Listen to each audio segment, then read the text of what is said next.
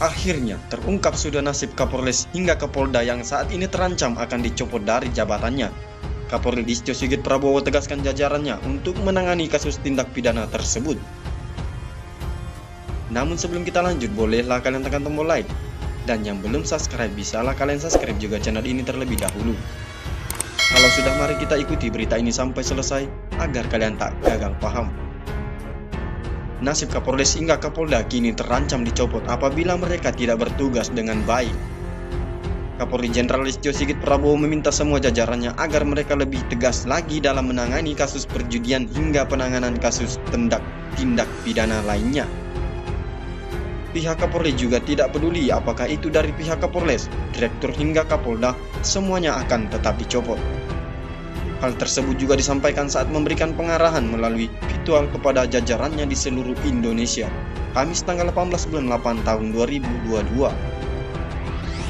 Saya udah perintahkan yang namanya perjudian, saya ulangi, yang namanya perjudian apapun bentuknya, apakah itu darat, apakah itu online, semua itu harus ditindak, kata Sigit.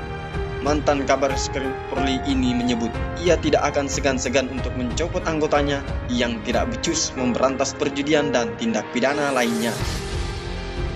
Saya tidak memberikan toleransi kalau masih ada kedapatan. Pejabatnya saya copot. Saya tidak peduli apakah itu Kapolres, apakah itu Direktur, apakah itu Kapolda, saya copot. Demikian juga di Mabes Tolong, untuk diperhatikan akan saya copot juga, ungkapnya. Selain kasus perjudian, peringatan Sigit juga ditunjukkan untuk penanganan kasus tindak pidana lainnya, mulai dari peredaran narkotika, perjudian baik konvensional ataupun online, adanya pungutan liar, illegal mining, penyalahgunaan BBM dan LPG, sikap arogan hingga adanya keberpihakan anggota dalam menangani permasalahan hukum di masyarakat, kata Sigit.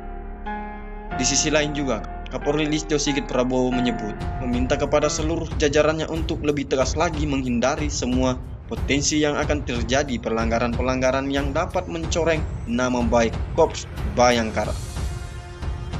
Hal ini juga untuk mengembalikan tingkat kepercayaan terhadap publik dan untuk menjaga marwah Polri di mata masyarakat Indonesia. Sekali lagi saya tanya kepada rekan-rekan, saya tidak sanggup angkat tangan, baik kalau tidak ada berarti kalian semua, rekan-rekan semua masih cinta institusi, dan saya minta kembalikan kepercayaan masyarakat kepada kita, kepada institusi sesegera mungkin, ungkapnya.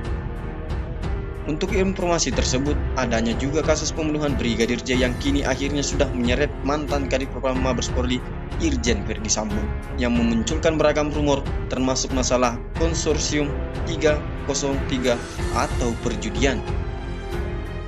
Adapun konsorsium 303 judi merujuk pada pasal 303 KUHP menyangkut perjudian. Bagaimana menurut kalian? Silahkan cantumkan pendapat kalian di kolom komentar. Dan terima kasih sudah menonton video ini sampai selesai. Sampai jumpa di berita selanjutnya dari channel Ali TV News.